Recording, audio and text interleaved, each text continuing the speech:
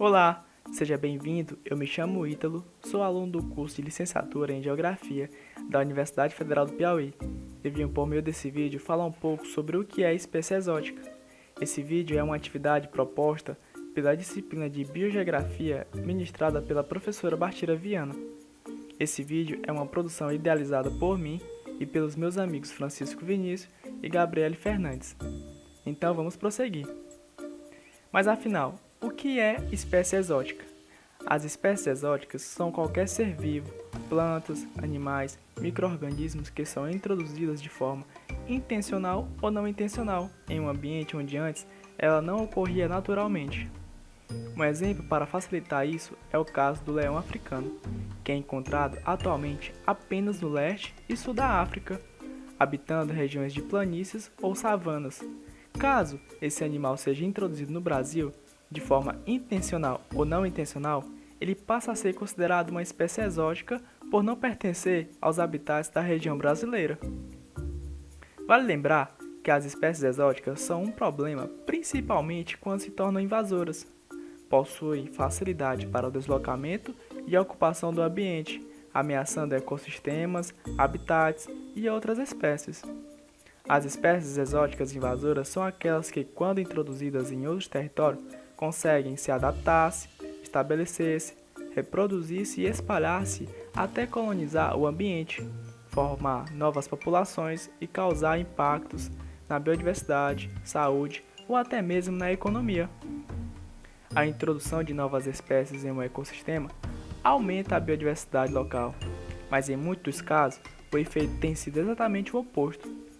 As espécies exóticas, por não serem conhecidas dentro da cadeia alimentar do local que não é seu habitat original, acabam sendo ótimos predadores, eliminando as espécies ativas. Além disso, a disseminação de espécies exóticas acaba levando à homogeneização dos ambientes, resultando na alteração nas propriedades ecológicas essenciais, como os ciclos hidrológicos e de nutrientes, produtividade, cadeia trófica, estrutura da comunidade, vegetação e entre outras propriedades que são essenciais para um equilíbrio da biodiversidade local.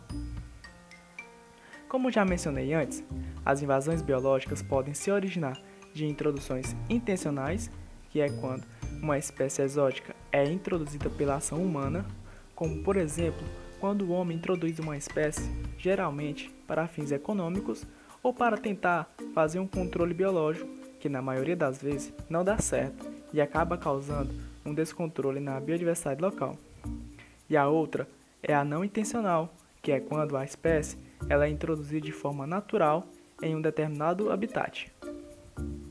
Ao longo dos últimos séculos, muitas espécies foram intencionalmente introduzidas pelo homem em novos ambientes. Em muitos dos casos, elas são benéficas, a exemplo da maioria das espécies cultivadas de muitas plantas ornamentais e de alguns organismos para controle biológico. Entretanto, muitas espécies se tornam invasoras e seus impactos negativos se sobressaem. Com isso, não podemos deixar de falar que as invasões por espécies exóticas podem ser tão graves que é considerado a segunda principal causa da perda de biodiversidade em todo o mundo. Dessa forma, os problemas mais comuns para esse desequilíbrio da biodiversidade são alteração nas propriedades do solo, alteração na composição de comunidades de plantas e animais, alteram o habitat, competem pelos alimentos e pelo espaço, hibridizam com as espécies nativas, introduzem novos parasitas e doenças. Tendo agora o conhecimento sobre os principais impactos causados pela introdução de espécies exóticas, trago para vocês dois exemplos de espécies exóticas introduzidas no Brasil. O primeiro exemplo é o javali, que chegou de forma não intencional ao sul do Brasil, fugindo das propriedades argentinas, onde foi introduzido para servir na caça esportiva. O javali ataca a plantação de milho e animais de criação e pode transmitir doença para a fauna nativa. As autoridades brasileiras, como o IBAMA, chegou a autorizar durante um tempo a sua caça para tentar estabelecer um controle, mas a estratégia não foi eficaz.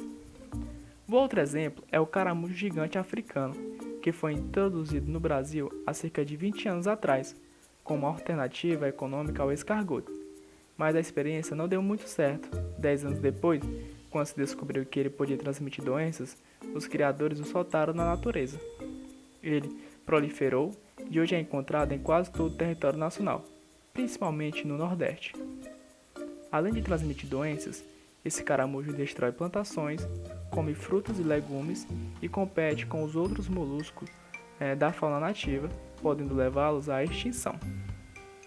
Diante disso, pessoal, para que uma espécie seja introduzida de forma intencional e que não tenha problemas ao longo prazo, é exigido um amplo estudo de manejo da espécie antes de sua introdução, a fim de evitar um futuro descontrole na biodiversidade. Então é isso, pessoal. Depois de abordar sobre tudo isso, eu espero que vocês possam ter compreendido sobre o que é uma espécie exótica. Desde já, um forte abraço e muito obrigado em assistir ao vídeo até aqui.